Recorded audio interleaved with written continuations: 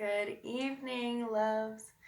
So I recently asked on Instagram and Facebook for your suggestions on any kind of content you'd like to see me making videos about.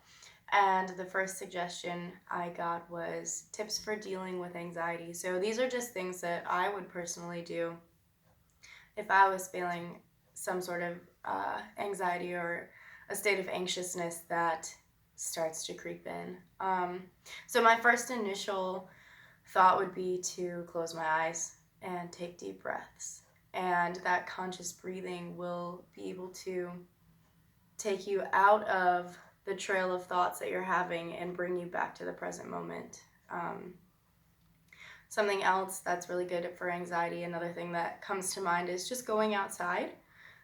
So if it's a decent day, even if it's not warm or exceptionally sunny, I would say just to get outside. And again, it's a lot to do with coming inward when the anxiety comes to the forefront. So going outside and maybe closing your eyes, sitting and just like listening to the sounds that are around you. If you can find any kind of like nature spot, if you're in a city, or even just going to like a park or something where there are trees and maybe some grass and birds. You can also just, like, counting backwards is really surprisingly very calming. Like starting at 50 and just counting backwards to 1.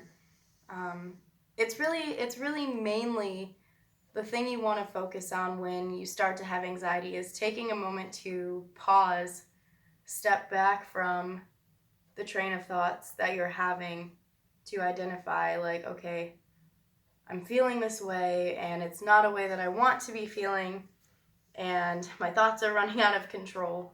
So just being able to take a moment and redirect those thoughts, whether that's focusing on the breath or counting backwards or noticing the sounds around you, or even just like watching cars go by, can also be very therapeutic. It's kind of like they say, like, if you can't sleep, to count sheep.